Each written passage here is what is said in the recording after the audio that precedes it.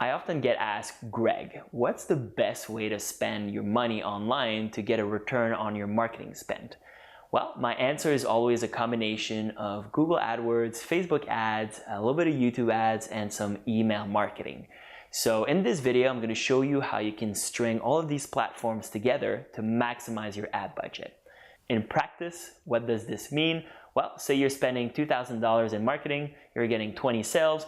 I'm going to show you how to spend that $2,000 and get 30 or 40 sales instead. So let's get into that video right now. So here's the strategy. Basically what a lot of businesses do, whether it's a local business or you have a Shopify store, an online store, is they put an ad on Google and then it goes to their website.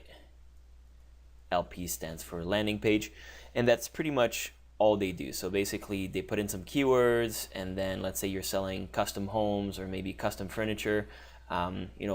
People search custom wooden chair with maple tree, they land on the page, and that's it, which is fine, but it leaves a lot of money on the table, and here's why. So let's say you spend $2,000 in ads, and maybe you get 500 visitors, and maybe 5 to 20 purchase your custom chairs or tables. So that's totally fine. And what you're missing here is the other 480 people, right? So maybe they're just browsing, and in a month from now or 2 weeks from now, they would likely purchase your product or your services. So what you want to do is hit those buyers or those potential buyers with additional ads. So what happens in Google is if you install Google Analytics, so Analytics is that Google will build a list of your ideal customer profile. So let's say those 500 people visit your website. It will slowly build a profile in its for you. So like the age range, their hobbies, things like that, right? And it will build that list automatically in the background for you. So that's one thing. But the cool thing it does is it builds a similar audience to your ideal profile. And what that means in practice is that you can run another set of ads to this similar audience that is likely to buy your product. And the benefits of that are A, it's cheaper, but B, it's very specific to your buyers, the people looking for your service or your product. So that's one way. The second cool thing, and I'll get into the details of what this means, is that with this list of people that you have that are your ideal clients that visited your website, you can actually target them on YouTube with YouTube ads. So let's say they're in the market for a custom maple wooden chair, they visit your webpage but they don't buy quite yet. Well, you can have an ad on YouTube saying like, hey, by the way, we're offering 10% off on our custom maple chairs if you buy within the next 30 days or something like that. And same thing, these ads will be super cheap because it's your profile, so it's your own data that you accumulated from your website. So that's another mechanism to capture that audience. A third one is Facebook retargeting. So what you want to do again is you set up a Facebook pixel on your website, and basically anyone that visits your website you can then advertise to on Facebook. So keeping with the same example, they're looking for that custom maple wooden chair, and they're also on Facebook. You can run an ad specifically to them advertising that wooden chair. So that $2,000, as opposed to stopping here, now you can have remarket to a similar audience. You can remarket to them on YouTube. You can remarket to them on Facebook. And actually, an additional, a fourth one is email. And email marketing has been around for a while, but if you capture their email addresses, let's say you offer a free guide, maybe a 10% coupon or something like that, something valuable typically, and they give you their email address, well, now you can email them whenever you want with promotions and things like that. So that $2,000 to acquire those 500 visitors gives you great benefits because you can remarket to them on all these platforms.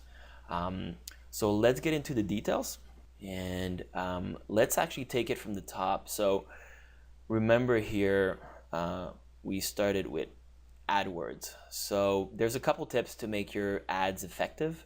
So this is a client of mine, and basically you want your keyword to be echoed in the ad. So if you're looking for new homes to sell or custom wooden furniture, you want that to be in the ad title here. You also want to add all the ad extensions in AdWords.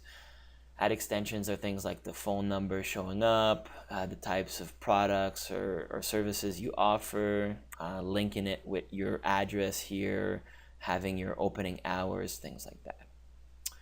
Another key component of a successful ad is that whenever they click on the ad, it needs to essentially echo or match what they clicked on. So if they're looking for new homes in Montreal, they click on the ad, it should say new homes in Montreal. It shouldn't just say like new homes in Texas. Same thing with the wooden chairs. If they click on a wooden chair ad, it should say wooden chair here, as opposed to, here's the list over thousands of products, right? So that's one thing. And typically on the landing page, which is the page they go to after they click on your ad, you want to have a clear call to action. In this case, it's either give us a call or browse the products, but the call to action here is a phone number, so give us a call. So these are some valuable tips for your ads. So we're in an AdWords account, and basically we have all our campaigns and the bids and all that fun stuff. But what we want to do is go to share libraries. And these are lists of people that you can target with AdWords that are automatically created for you when you install Google Analytics on your site. So here I have all the users, and I have roughly 800 users I can target on Google search. I have 1,700 that I can target on YouTube, and 1,700 that I can target on Google Display. So these are all people that visited my website. So whether it's through organic means or AdWords or Facebook, they all ended up on the client's website, and now I can run ads specifically to them again, but I can find them on YouTube, on Google Display, and on search. So that's the cool thing. But the second really important thing here is that you can run similar to all users. So here we have a profile of your ideal client that visited your website, and then Google AdWords will automatically create a second list with a similar profile, so you can expand your reach. So if you know that you're selling really well online and you have your website's converting really well, you can use that list to expand your reach. And now, as opposed to having 1,700 people, you can market to 100,000 people. So that's super key. And then same thing, if you had actually a YouTube channel, you can link it to your YouTube channel and then remarket to those people. And in a similar fashion, you could have a similar audience to all your YouTube users. So that's one thing. And actually an additional tip is, if you have a list of all your users, so let's say you sell products online, you have a Shopify store, you can actually upload your list of users, and you need to massage the data a little bit, but it will load it up in AdWords, and you will be able to target those users with your ads, which is cool. So you upload a list of proven buyers. So let's say you got 1,000 people that bought products from you in the past. You upload that into Google, and now you can remarket to them. But the cool thing again is Google will automatically create a similar to audience. So it will expand your reach. So let's say you have 1,000 people, maybe you have 1,000 buyers, and maybe it's going to expand it to 10,000 buyers that have the similar profile, and then you can run ads to them in YouTube, in AdWords, in Google search display. So I hope that makes sense. It's a little bit more advanced. So now if we go back here, so we covered AdWords and the YouTube. Now Facebook, it's a similar process. So I'm in Google Ads Manager, and if we go to the asset library, I'm in the audience, and what you can do is you can create a custom audience, and again you can upload your customer file. So let's say you have a list of 100 people that bought a product from you. You can actually upload that into Facebook, and then it will allow you to run ads to those Facebook users. But what you also have is website traffic. So you can say that, okay, I want to create an audience of all the people that visited the website in the past 180 days, and it will do that. So now, just to bring back the full strategy, is that you run ads in AdWords, they end up on your website, and if they're also on Facebook, they will get tagged. And then in Facebook, you can create an audience, which just a group of people, and then you can run an ad to that group of people. But what's also cool is that you can create an audience of people that visited a specific page. So if we go back to the custom wooden maple chair, let's say you have a unique page for that custom chair. Well, you can have a very specific ad that says on Facebook that says, hey, it looks like you were interested in our custom chairs. Here's the link, here's a coupon or whatever, right? So, and then let's say you sell tables. Well, you can have an ad specific for people that saw your table, wooden table page. So just to give you an example, here I have like everyone that visited the website that are also on Facebook. So I have 4,000 people. Now, these are users that visited the website. What you can then do is create a lookalike audience. So people that have a similar profile, which is basically the same thing I explained for Google AdWords. So let's say you have 4,000 people that are your ideal clients. Now you go to here, create a custom audience, and you say, let's say just everyone. And let's say Canada. Okay, that was pretty big, but hold on.